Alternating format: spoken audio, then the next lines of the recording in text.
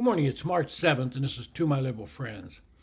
Well, years ago, when I was working in the Senate as a staff member, the chairman of the Senate Finance Committee, Russell Long, the venerable Democrat from Louisiana, walked into the Republican cloakroom. Those of us in there were a bit shocked and didn't know what to say.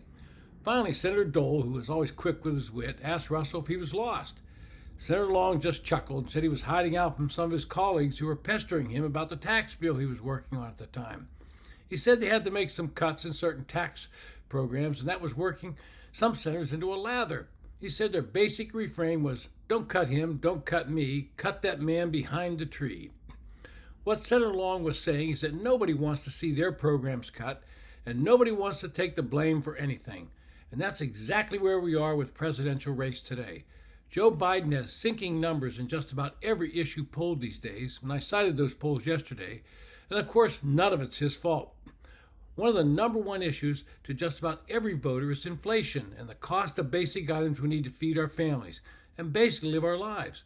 One need only go to the grocery store and realize the massive amount of government spending, the printing of more money to pay for those spending bills has caused the inflation, and therefore the price of everything we are buying has gone up. Inflation under Joe Biden has been just under 17% since he took office. But none of this is Joe Biden's fault.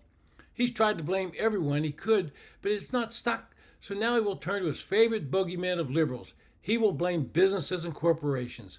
News leaking out of the White House indicates that during the State of the Union tonight, Biden will announce a new interagency task force to crack down on unfair and illegal pricing. Of course, he will ignore the root of those price increases.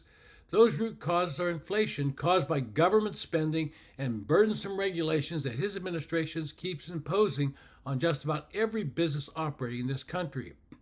The administration's new strike force, led by the Justice Department and the Federal Trade Commission, will, quote, stop illegal corporate behavior that hikes prices on American families through anti-competitive, unfair, deceptive, or fraudulent business practices, end quote. This is just another attack similar to the one he targeted last year in the State of the Union when he said he was going to crack down on junk fees. Now, I can appreciate that Biden's looking for someone to blame. He has tried to tell everyone that Bidenomics is the panacea to all of our problems. But to the average American, those wonderful benefits that Biden and his administration speak of are not being seen by most Americans when they go to pay their bills. The real point of the president's new price strike force isn't to help consumers, but to blame businesses for the price increases. It's political deflection. Hence, the FTC, Justice Department, and any other department, they launched a sweeping investigation into the, quote, impact of corporate greed in healthcare, end quote, where they focus on private equity firms.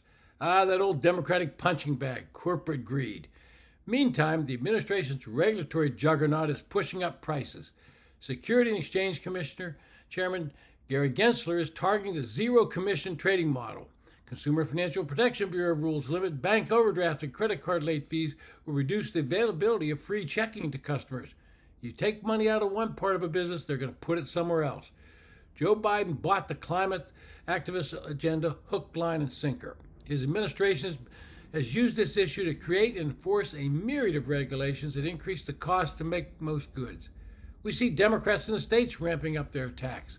Letitia James, we remember her for suing Donald Trump. The Attorney General of New York is jumping into the fray. She's suing JBS Foods, a major beef producer, accusing the company of misleading the public about the environmental impact of its products.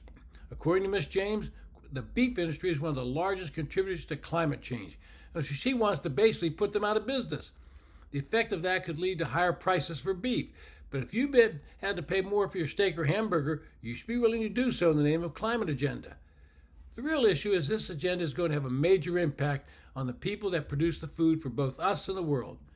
Ms. James ignores that in the last 5 years, the number of farms in New York has dropped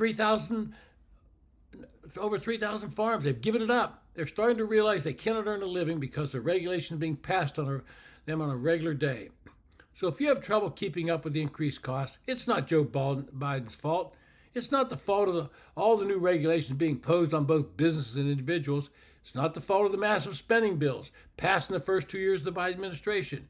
It's the fault of that man behind the tree. This has been To My Liberal Friends. Thanks for listening.